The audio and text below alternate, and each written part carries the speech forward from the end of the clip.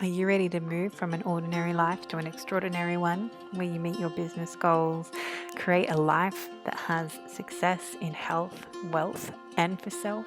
Then come and join us for our retreat in Byron Bay, Australia at the end of July, start of August 2025, and come and rediscover who you really are. More details can be found at willowhealing.org. Welcome to Willow Healing Matters, the podcast. We are so excited to have you joining us on this journey where we explore different ways to empower your soul, whether it's healing in your kitchen or all the way up in the corporate world. Come with us as we look into different ways to heal your mind, body, and soul. Hey everyone, it's Catherine from Willow Healing here, and I'm here with Reuben Spath this morning. So he has run a 100-kilometer Ironman challenge for charity. I can't believe you did that, but well done. He also has a master's in AI, and he's taken his knowledge to create a health and well-being app for us to tune into to understand a bit more about who we are, but also that AI is not always a bad thing and that you can use it to help you empower your life. So a big welcome to the show, Reuben. Thank you, Catherine. Really happy to be here, and I love what you've been doing. So, very excited for today. So I guess tell us a little bit how you stumbled into the field of AI, because I know it's growing quicker than I think we even realize, and how you found yourself being there, especially seeing as, you've got this background of running an Ironman and that sort of thing. Yeah, so I have always been enamored with tech. I love computers. I love programming. I love playing games as a kid. And I kind of went to university, started doing a computer science degree with a psychology degree on the side, and didn't really, at that point in time, it wasn't really for me. And so I ended up leaving, going bartending, traveling the world, and kind of experiencing life that way. So long story short, I came back after going through a bunch of different countries, and my dad was driving me to work one day, and he said, I was watching this video recently about artificial intelligence, and I thought you'd really like it. And that was probably the key defining moment for me to get into AI and where I am today. Yeah. Don't you love when the universe puts it right in front of you? Like, hey, here's the carrot. You just have to go bite it now. Yeah, on a silver platter. Thanks, Dad. Yeah, but yeah, that's how I fell into it, and haven't looked back ever since. Yeah, so then I guess, how do you study for a Master's of AI? That's my curiosity. A lot of caffeine.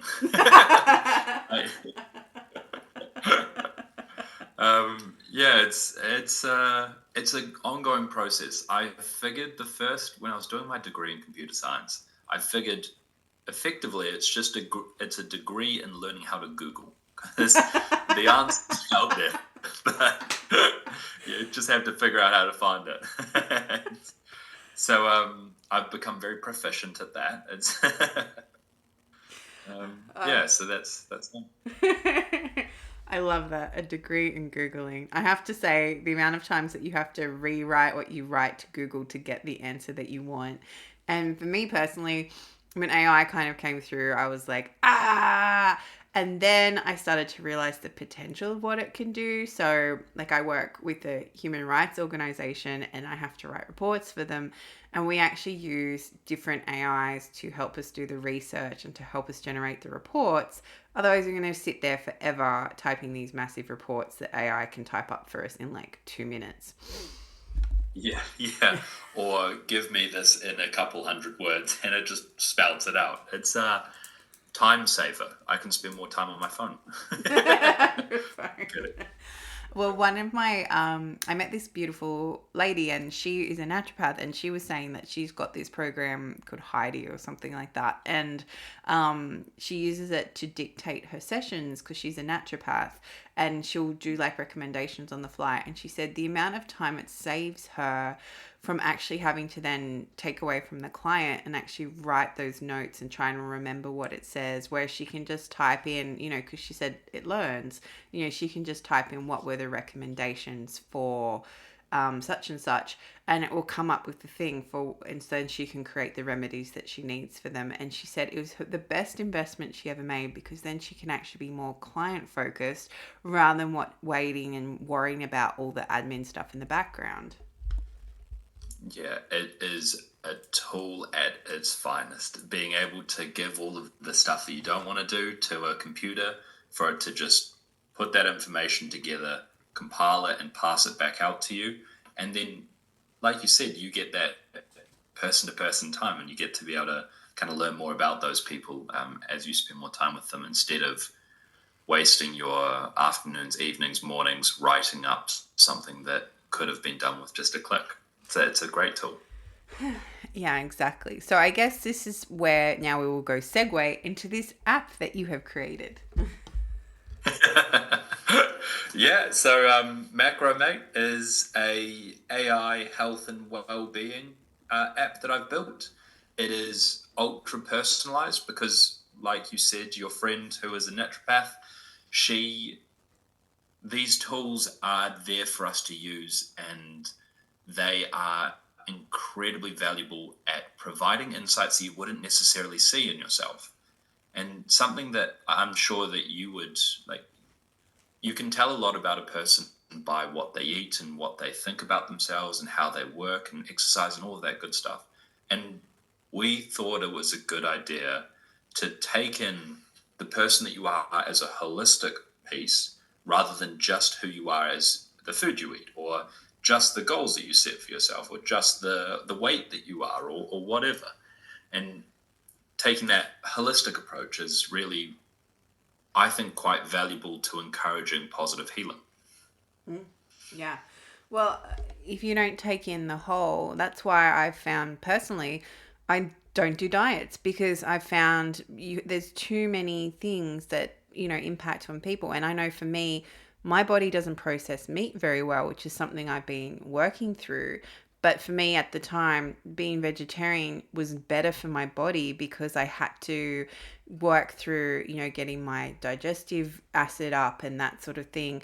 But if someone always, whenever I say to someone I'm vegetarian, they look at me like, oh, you're just another one of those hippie people. And I'm like, actually, no, my body can't process meat at the moment. And if you were just doing a diet and getting frustrated with it because it's not taking into account who you are and how your body's working at that very moment in time. And especially when you are dealing with everybody on a different level, because like your body would function a different way from my body, would function a different way from someone else's body. And there is no one silver bullet, but being able to take into consideration the single, like you as a whole and things that make you feel good. It's, interestingly enough, it's something that we've included in our journaling function, which is, did this food energize you? Do you feel revitalized?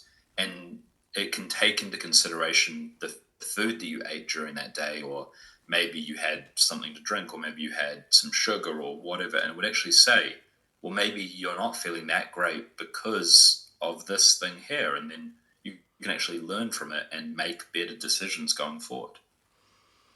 I love that. I love that it has that reflective like point of view. And often, yeah, sometimes we don't notice our behaviors till someone else points them out to us. And why not be the gentleness of AI? Yeah, always a bit too late as well. Oh, maybe I shouldn't have had that donut to pick me up. Yeah. I say lying on the couch. We were guilty of that the other day. We had they were offering like freshly made donuts, and it was freezing where we were it's the middle of summer here, and we had one. And then later I'm like, why am I crashing? I'm like, oh, I know. I'm like, okay, you know, it's just that feedback, and you go, yep, you know, thank you, I understood, you know, and having that, you know. But I'm quick to pick up on that internal feedback. Some people wouldn't, so then they'd reach for that coffee to try and pick them back up again. and then they won't be able to sleep in the evening because they've had a coffee at 3 o'clock, and then it's a vicious cycle. You wake up the next morning dehydrated and underslept. It's a really vicious cycle as soon as you kind of allow yourself to fall into those patterns. So I guess for me, like with AI, my biggest thing is, and it's come up a lot lately, is the overreach. So where does the data go, and what do people do with the data, and that sort of thing. So I feel like you're the best person to ask about that right now. Yeah, so thank you. I appreciate that.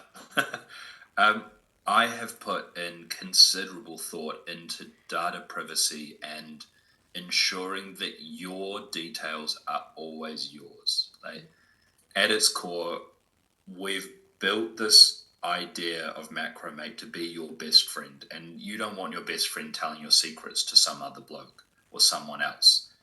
So becoming an ultra personalized tool, and if you own any type of data, and you're dealing with data, it is your responsibility to ensure that it's not being shared to people who are not who your users do not want to use or do not want access to. So, like, I guess what I'm saying is I've put in a lot of effort and thought into ensuring that privacy is pertinent towards the app, and I never want to share personal data. That is not at all what I believe in.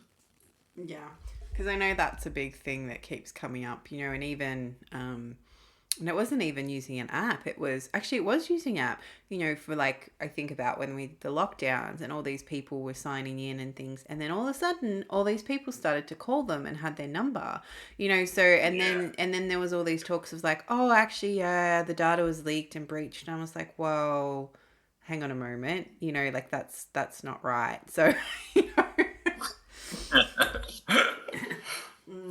We lost the data. We had no idea, or yeah, exactly. So I guess there's that integrity behind it. And so if people were to use your app, what would that look like? Do they have to just log in and manually put things in, or how have you designed that to interact with the person? Yeah, so there are a couple of ways that you can do it. The first and foremost is you can come in, open the app, click the big plus at the bottom, and then take a photo. And you can take a photo of your food. It will then read in your food using that image, and it will respond, say, I've identified chicken schnitzel with cauliflower and broad beans, or something like that. And it will then give you its calorie estimate. So using a massive database from America, from Europe, and I think also from Asia, it's collated the best guess estimates, and then provide those suggestions. You can then also, if you want, you can talk into your phone and say, hey, look, I had XYZ for dinner, and it will then give you those estimates, or you can just type it in as though something you've forgotten recently. Something kind of cool that I've just recently added, and I think it's one of the best things about food, is that it is there quite commonly to be shared, and you usually have a meal with someone, and so being able to take a photo of your food and then you can actually share that with the other person. They can just click a link and it will open up on their app as well. So the ability to effectively make your food a community food is it's really quite, I think, valuable to our users. I just had this image then of you're almost creating a community of support, because then you actually share with each other, hey, look at this meal, this is what I had, it was really nourishing. And then it creates a conversation about something a bit deeper than, oh yeah, I had chicken schnitzel for dinner, and yeah, and being able to talk about the benefits of the meal, like it energized me or it was nourishing. It's totally right. Yeah, and then it's a point of conversation, because it's funny. I feel like I've done full circle, because the first guest I had on my podcast was a friend of mine, but she creates like this really nourishing food. Like, it's so wholesome, and you eat it and your body just thrives because of the energy put into it. And I feel that that's like a component that we forget. Maybe that's your next upgrade. But, how did you feel when you were making the food? Because actually, how we feel when we're making it, that energy goes into the food. And if you're feeling really depressed, even if you make this most nourishing meal of like, covering like your, you might have your kimchi or whatever it might be. If you were depressed making it, it's going to make you feel like that eating it because it holds that energy. So, if you're creating this positive energy by having this community share and that sort of thing, then it can be like, yeah, how did you feel after you ate it? Oh, yeah, it was amazing, da, da, da, da, da. And then all of a sudden, your vibration and your energy's gone up too. Yeah, exactly. And it might seem silly to say, but when someone says it's made with love, it genuinely feels that way. And if you feel nourished and you feel that energy and the excitement about it, it's quite a special experience eating, right? Yeah. And it's funny you say that because I was making banana bread with my son, and because we take sugar out of everything because he's he doesn't metabolize sugar very well. So we had to take it out from a young age. And I've changed my tone on that. I used to say like, "Oh, it's the sugar," and then my friend went, "Actually, no, it's how he metabolizes it." And I went, "Oh, okay, thank you." I thought that was a pointed thing to put in there. But he, we made this banana bread together, and then he goes, "Mom, it's missing something." I said, "Well, I think it tastes really good." He goes, "Didn't put enough love in it." So we actually had to write on the recipe to add love into it. And I thought, yeah. And I thought he was 7 at the time, and I thought, what insight, like what a great insight into, okay, we needed to put more love in it rather than the frustration of it. Is this going to work? Yeah. That's a very well-rounded request from your son. That's very cute. Yeah, it was. It was really cute. So I guess from there, that's, I love that you're bringing in that human aspect to it. So even though it still has that AI component, you've still got that reflective point where, no, you still journal and reflect on it yourself so that AI can help put and summarize that together, and put it together. And then you can share with your friends and your community so that you can still have it's keeping the human in it. I feel that's the biggest thing with AI. You have to keep the human in it. Yeah. Look, I completely agree. I think AI these days, everyone's concerned about how it's going to come in and it's going to change so much. I think as long as we remember that it is, in fact, a tool that we use, much like a hammer or a computer, as long as we're still keeping those human connections and encouraging internal growth and fostering your own journey rather than saying you are reliant on an external factor or something outside of your life needs to be the impact on you. I think to a certain degree we need to use AI as a tool to guide you forward, but never to be the thing that leads you. Yeah, beautifully said. So it's so important to remember, and I know, a lot of people have this Terminator, image in their head of AI overreaching, yeah? Yeah. I don't know. That's a very funny piece because I've had it brought up a couple times recently, and there are two ways that you can look at it. And I think that that's fair. Being a little bit scared of AI is totally healthy. Like, we are innately afraid of things that we don't necessarily understand. There is an alternative viewpoint, though, which I would love to kind of spread and hopefully help people understand, is that whilst there are difficulties, there are incredible gains that we could potentially make. The ability to understand chemicals and chemistry on a much more in-depth layer and be able to understand what goes on inside our body, utilizing technology and being able to create new medicines and create new ways of living is just, I think that the ability for technology to create new and better outcomes and potentially heal this world in ways that we've never even considered is really ripe for the picking. And there is the ability for it to go completely wrong. But I think there is great opportunity for it all to go incredibly right. Yeah. And I got goosebumps when you said that, because you're the second person I've met in a very short period of time who is all about using AI for the good and creating parameters so that it's not used against you, and it's not used in a Terminator principle, like to that point. But, yeah, exactly. No Skynet. And it's, and this other lady I was talking to, she's like, because she's a data analyst, she goes, AI has such the potential to help us and to really empower us and free up space and time and energy so we can just be in the moment and do what we need to do. And like I said earlier with that naturopath example, in what we were talking about, you can be more client centered again rather than worrying about all this paperwork you have to do to meet these regulations, or personally, so you can actually remember what you talked about, so and track data and that sort of thing. So it's really beautiful that you brought in that potential that it has, as long as we keep, not use it to replace us, instead use it as an aid, as an assistant, as a, like you said, possibly as a best friend without the human component, but something that you can tap into to enhance your life rather than replace your life, I would say.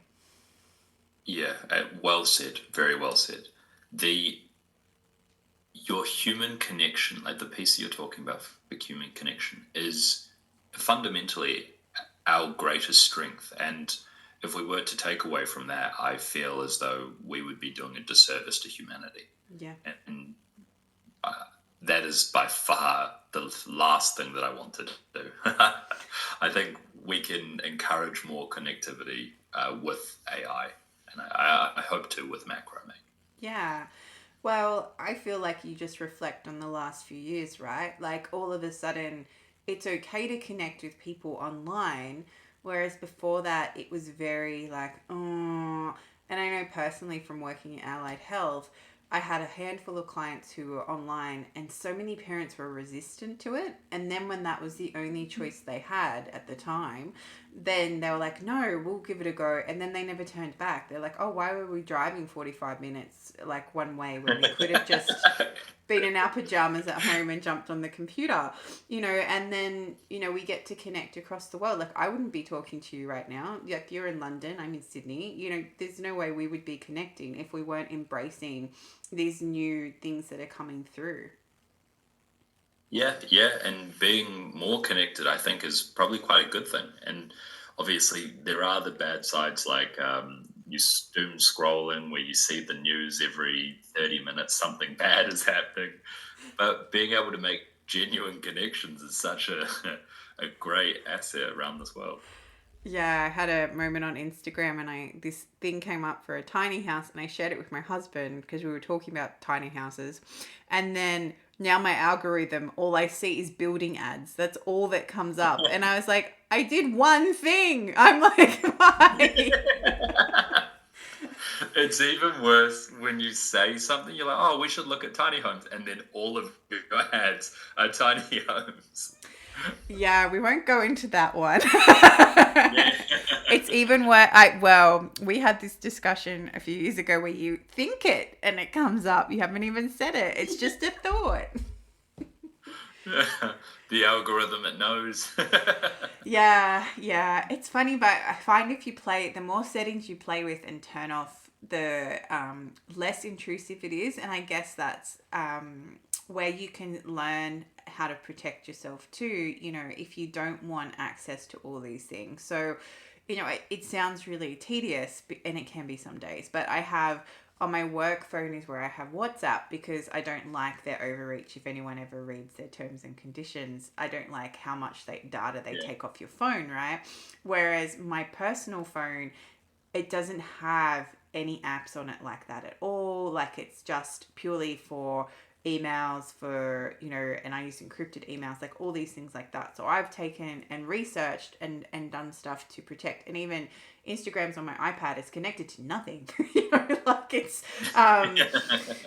so it's about learning and actually being aware of those terms and conditions, because I know in America, like Ford now have this thing on their maps where I don't know if you've heard about this, but when you tick the service agreement, they can actually send your data of where you travel and how much speed you're doing and send it back to whoever they deem to. Wow, that's interesting. I had no idea. Yeah. So this is what I mean by the overreach. So that's why, that's where, you're like, no one's getting your data. It's just for you. It's just for you to build upon. And then you've got these other organizations in the background like, oh no, we'll just secretly put it in a terms and conditions. So and I'm the person that reads them. So, Yeah. so yeah. It's wild that they do that. Like, you've got these 56-page documents and you have to read through every single piece just for them to say, oh, well, we're going to use your data and scrape information from your internal systems. And you're like, I don't want that. Is there a way I can accept without you doing that? Or I know. Is there a conditional acceptance option, or can I put something back there? And I feel that's where a lot of people just think they have to say yes because they need it or that it's created this thing. But my advice would be, if you really want that and you're not sitting with the terms and conditions, talk to someone like Reuben, for example. He'd probably know somebody, and create a new platform that doesn't do that doesn't breach all those things, because it's our compliance and our willingness to just go, oh, it feels a bit wrong, but I'm going to say yes, which is where the problem is. Yeah. Yeah, such a massive the willingness for people just to let it slide because it's easier that way. Yeah. And the amount of data that is being given freely. I saw an interesting piece so it was a woman that used to work at Google, and she was creating this concept of the future is going to be your data belongs to you, and you can effectively sell your data to these big organizations for however much. And instead of you having all of your data scraped from you without your awareness, you actually sign a waived right to be like, you have access to my data, but you can only use it for these reasons. And I think that is definitely a future that is worth pursuing. Well, I think if people knew how much that's happening and they don't even know it, and even if anyone has an iPhone, if you start to look at the apps now down the bottom before you download them, it'll say, where's your data shared to? And it's amazing, some of them, what they say. And I've actually stopped from downloading it or using it because I'm like, what's going on there? And even I was signing up for, I won't name them, an online store where when you make your own things, you can sell them online, like a big platform. And I got to the end and it said, well, you give us permission to share all your data and information with an unknown third party. And I was like, no, I don't give permission to that, because my data is my identity and it's so important. It's like your signature is your worth as well. And it's a very interesting thing that I don't think a lot of people notice, but the cookies so when you download an app, yeah. I know, I read. I'm sorry, take everything off. Yeah. Continue. And it's like, it's almost like if you're going out to a nightclub, every time you get a cookie, you get stamped on the wrist, and every new nightclub or new place or app that you go into, it will look at all of the stamps on your arm and say, well, you've been here, here, here, and here. And you then end up getting this footprint of different places you've been. And if hypothetically you didn't want to have been there to begin with, it's quite hard to clear that information. So it's well worth either looking at the rules of the cookies and rejecting them, or just not going onto the site because you're uncomfortable with the data that they're taking from you. Yeah, and for anyone who wonders what cookies is, we're not talking about the cookies that you eat. We're talking about when you go onto a website, there's like ad trackers, there's data trackers, there's they take things off your browser history, like there's all these things embedded, and you can actually turn them off usually if they're like a nice company, and it'll just say only what's necessary. So it might be, you know, just so the site can run. But sometimes I've found too, you can just X off it and then you don't give permission for anything. So, you know, it's worth playing around with and looking at, just because there aren't people as consciously minded as Reuben who want to protect your data. A lot of people want it and to use it to sell you things or to sell on to things. Yeah, yeah, very well said. That's an interesting one as well. If you ever see a game that's being sold on like Instagram or TikTok and you swipe past it and it's free to download, and then you get kind of prompted with this request, they take a lot of data. So the free games that you play online, if they don't have a paid version, they're making money some way, and it's most likely with your data. So try to avoid them, or if you can't, make sure you turn off as many options as possible. It's funny you say that because my son and I were playing this word game, and it always had ads. And then I was like, it actually advertised we are ad free. And then when you download it, it's like full of ads. And then to get rid of the ads, you could get a paid version. But then it said it would only remove certain ads, not all the ads. And we're like, what? And then I figured out if I put it on airplane mode, the ads didn't work. So then we just played it on airplane mode and we were quite happy. Yeah, God sent airplane mode. Big fan of that. Agreed. You know, it just gives you that moment back too. And yeah, and I guess, you know, when you're consciously, you got to be aware too. I just feel to put this caveat in that when you're on a device, you're still interacting with, you know, Wi-Fi and those sort of things. So personally, I turn Bluetooth off. You know, I make sure if I don't need to have cellular on, I don't have cellular on, like things like that, just to, you know, and I don't sleep with the phone next to my head as well, because you know, a lot of people don't realize how much that actually impacts on them. So I guess with using your app, but it's mainly based on food, from my understanding, and tracking your food. Yeah. You are totally right, though. Your phone emits a lot of Radiation. I don't. Yeah, it emits a lot of radiation, and putting it near your head whilst you're sleeping is definitely not good for you. So when people say place your phone outside of your room to charge, definitely a great call. Yeah, Yes. it's interesting. If you want to play with Google, just search radiation emission when your phone's charging, and it's just Yeah. It's I don't think people realize what they do, and even I always use plugged in headsets and things like that. Even when I'm like, if someone calls, I'm like, just give me a minute, because I just don't even want to hold it up to my head, you know. So On speaker mode. exactly. I'm not that person that walks around with the speaker in front of them talking. I always think that's really odd. But, you know, or they're on FaceTime while they're walking. I'm like, why? Yeah. Just stop for a moment. But yeah, so I guess, wow, we've covered a lot. We've gone down a lot of rabbit holes. I love this. So I guess as we kind of start to wind up our time together, and I feel like I already know what it will be. So I often ask guests who I have on the show, if you could heal something in the world or change something in the world, what would it be? Oh, I feel like you'd know what this is as well. It's all right. We'll just reiterate it. Yeah. It's a great question, though.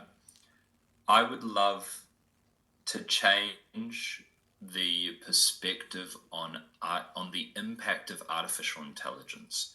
I think in the future, and I think currently, there is a little bit of cause for concern, but I think in the future it's going to give us an incredible amount of benefit, and I truly hope that it's going to help millions of people. And I feel very confident that that will be the case. Yeah, I agree too, and I feel, from a intuitive perspective, by freeing up this space and energy and time, taking away from medial tasks and allowing AI to do it, it actually creates more space and energy for us to do what we need to do and be within that human connection and that human space. Couldn't agree more. Connection and human interaction is, especially post COVID, is so powerful. And yeah, I can't speak highly enough of it. Yeah. All right. So if they want to get your app, Reuben, how will the listeners find that? I would love for you to download Macromate on the App Store. You can find that just by Googling it. We also have a website, macromate.co.uk, and we have also we're offering a discount using the Willow Healing team. So if you apply if you use the word Willow on the app promo code, you will get 50% off for a year, which is a fantastic deal if I do say so myself. Agreed. Wow, thank you. I know I do. Look at that, everybody. We're getting gifts. Thank you. Beautiful. All right, Reuben. I will put all these details in the show notes as well. So if people want to download the app or connect with you or have questions, they can find you. And we'll put all your social media handles as well. So a big thank you for coming on the show. This has been a delightful conversation. I had no idea where it would go, but I trust when people come into my field that they're meant to be there. Thank you, Catherine. I really appreciate your time. Thank you so much. Thank you for listening to Willow Healing Matters, the podcast. We have so much love and gratitude that you have taken the time out of your day to empower you on your healing journey. The views shared by the person being interviewed might not necessarily reflect that of the host and should be used at your own discernment. Trust what resonates for you and follow your heart and soul guidance. If you have any underlying medical conditions or mental health issues, please consult with your healthcare provider before pursuing any of the recommendations. Likewise, you can always contact the person being interviewed to find out more information. This can be found in the show notes. Remember to activate, align, heal, empower, and find love in everything that you do.